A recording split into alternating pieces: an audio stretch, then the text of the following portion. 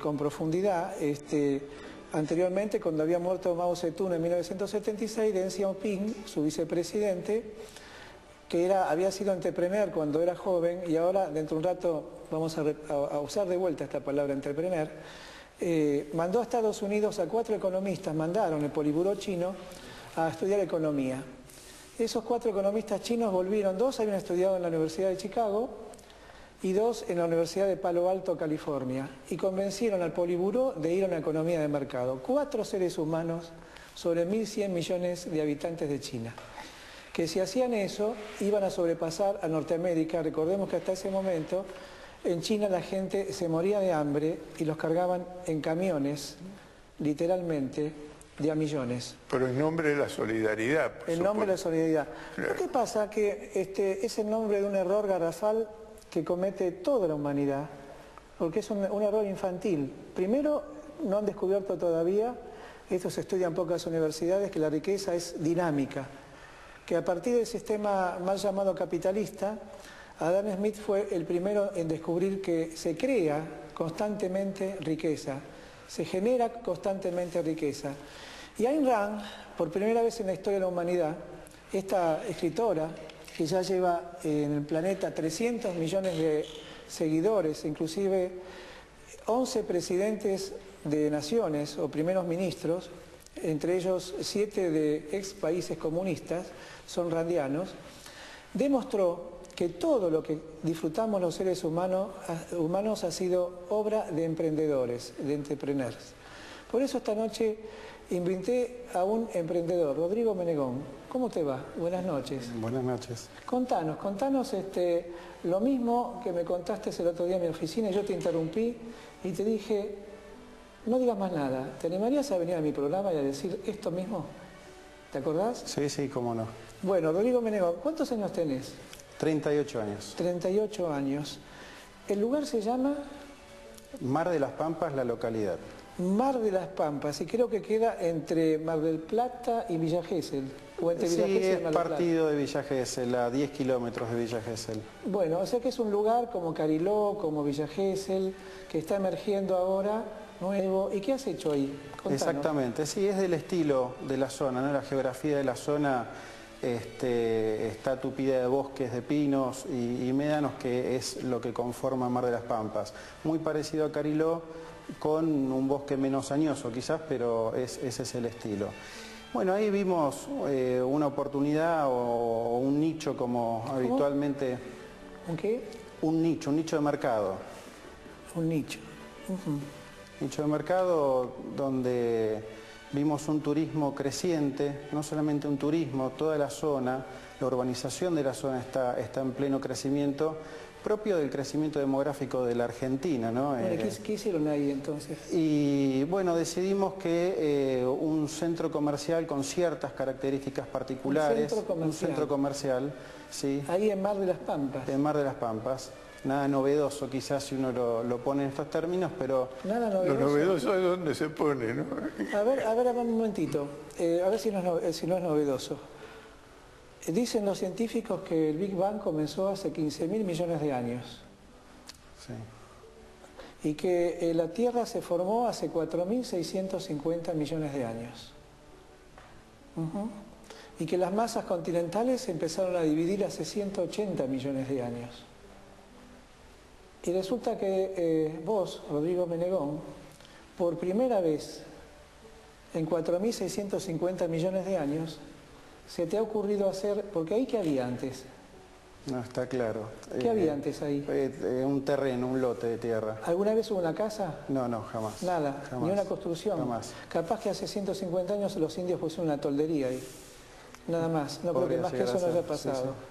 Quiere decir que en los últimos 4.650 millones de años, un entrepreneur argentino se le ocurrió, porque vio un nicho de negocio, una necesidad ajena, hacer algo. Señores, esta es la historia de la humanidad. Esta es la historia de la humanidad. Durante los últimos 120.000 años que se calcula de historia del ser humano, hasta hace 300 años la humanidad ha vivido siempre bajo faraones, emperadores, duques, archiduques, reyes, donde no había libertad, salvo un breve periodo en la época de Grecia. Nunca hubo libertad para pensar, para trabajar, para producir, para crear. El mundo cambió hace no más de 300 años y comenzó este fenómeno en Manchester, Inglaterra. Ahí comenzó a aparecer una nueva estirpe de ser humano, el hombre de empresa, porque antes solamente se podía vivir siendo un siervo de la gleba o siendo uno de sangre no noble, o sea, un snob, sans noblesse, de ahí viene la palabra snob. Se acuñó esto en Francia, por supuesto. Y si no se nacía de sangre azul... Viene del latín. Del latín, sans noblesse. Sine nobiliti. Sin nobility. Bueno, nobility. Coincide también. Sí, claro, porque viene del latín, el francés también viene no del para la latín. persona rarita, ¿no es cierto? Pero de ahí viene la palabra snob, de no tener sangre azul, de no tener linaje, de no tener nobleza. El mundo se heredaba, la tierra se heredaba a los que por el solo hecho de ser varón, o por el solo hecho de ser conde o vizconde, y el resto eran los intocables, los parias.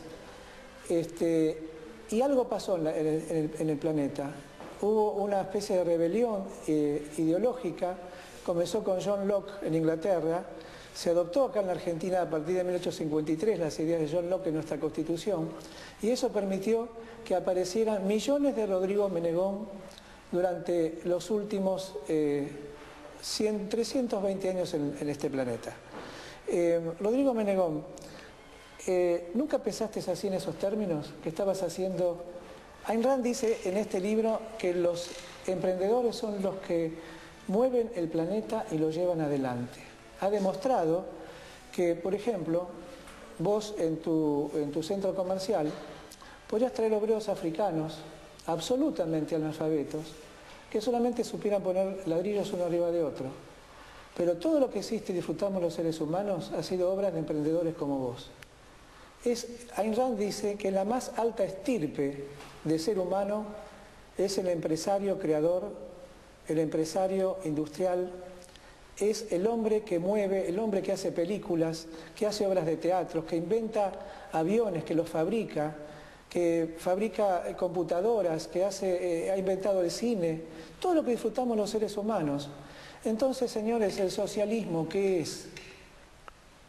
Es un error garrafal de los economistas y de los intelectuales, porque partieron de la base de la plusvalía. Decían que el precio de todo artículo estaba basado en la mano de obra insumida en fabricarlo y que el obrero era el causante de toda la riqueza.